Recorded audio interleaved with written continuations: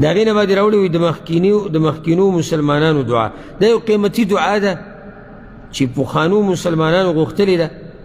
بني اسرائیلو چې کله د فرعون دا ظلمونه پې زیات شو که نه، نو هغوی دا دعا غوښتلې وه: ربنا لا تجعلنا فتنة للقوم الظالمین. ای ربه زمونږ مه ګرځوه مونږ فتنه د پاره د قوم ظالمان.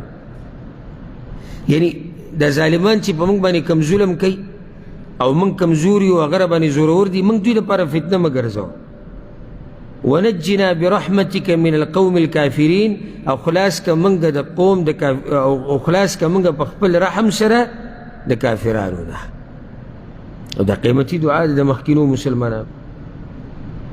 د هغې نه بعد یې راوړي دی د مجاهدینو د غلبې او د ثابت قدمۍ دپاره دعا. مجاهدین چې د الله په لار کې جهاد کوي او په یو لوی امتحان کې، ځکه چې د دې نه اخوا بله قرباني نه وي چې یو سړی خپل بدن، مال او هر څه قرباني د الله دپاره. موږ هغه 15 منټه او 10 منټه په جومات کې نشو تېرولی، راته ګران، او یو 15 روپۍ د الله په لار کې نشو ورکولی، او دین د زده کولو دپاره، د دین د خورولو دپاره موږ معمولي وخت نشو ورکولی. او یو سړی کوزیږي میدان جهاد ته او دې کې د ده سر الوتی شي، دې کې د ده بدن ختمېدی شي، چې دې ته قرباني نه وي نو قرباني به نوره څه ته وایي.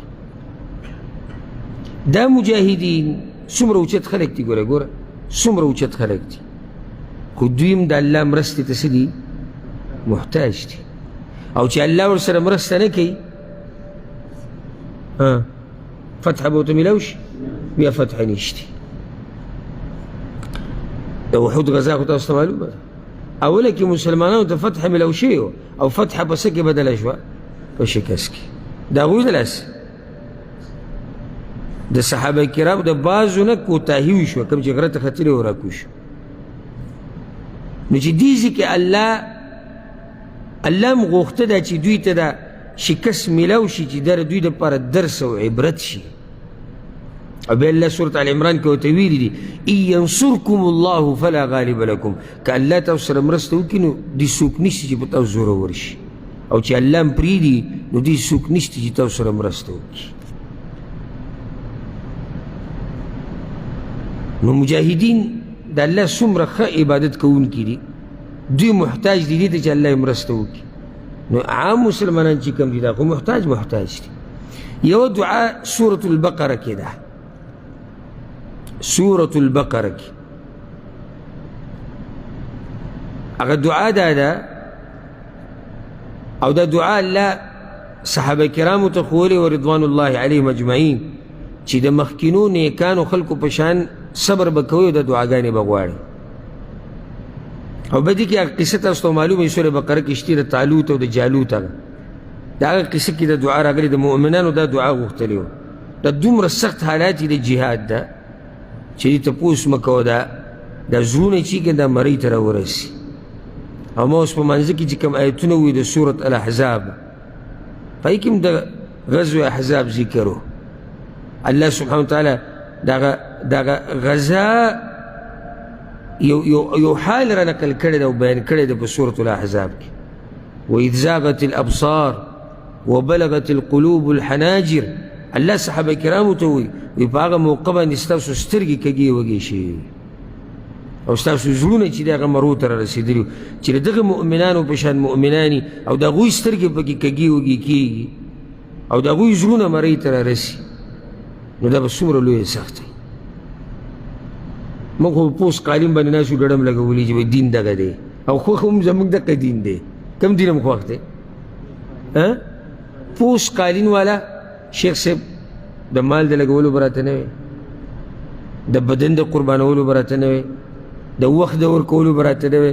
خو که داسې څه مختصر لارې یو اجر پې ډېر میلاوي. پوس قالین پکې، الوا پکې، او صفتونه پکې زمونږ وي، او بس دغه هم خوښه ده. اوس که ته ځي هغه طرف ته چې مال به لګوې او بدن به لګوې او بچي به قربانې او وخت به ورکوې، نو دغې کې درسره نه وي، دغې کې به یوازې پاتې شي. نو دا خو په اورېدو کې اسان دي چې صحابه کرامو جهادو کو دوشو مؤمنانو جهادو کو دوشو دا چې بالفعل دغه میدان کې سړی که نه اسی چې سړی سوچو کې سړي ته پته وي څومره ګران کار دی څومره ګران کار دی چې تا د خپله ساه په دې خپل ورغوي باندې راغستې او ته په میدان کې ګرځې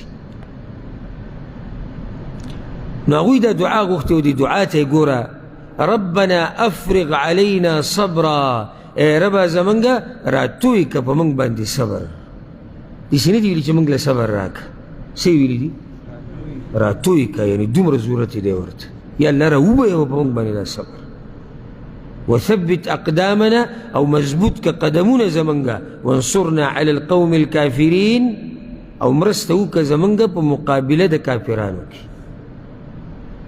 دویمه دعا سورة العمران کې ده د الله د پخوانو خلکو نیکانو مؤمنانو دعا دام را نقل کړې ده وی هغوی به په جهادونو کې دا دعا غوښته ربنا اغفر لنا ذنوبنا ای ربه زمونږه بخنه وکړې موږ ته زمونږ د ګناهونو و اسرافنا فی امرنا او زمونږ د زیاتي کولو په کارونو زمون کې انسان د کمزوری څه زیاتی به شوي نو یا الله زمونږ د ګناهونه وبخه او زمونږ زیاتی وبخه وثبت اقدامنا او کلک قدمونه زمونږه وانصرنا علی القوم الكافرین او مدد وکړه زمونږه په مقابله د کافرانو کې دا دعا پخوانو نیکانو خلکو غوښتلې ده نو په دې به اکتفا وکړو چې باقي دعاګانې ډېرې دي او دا به پرېږدو را روان درس ته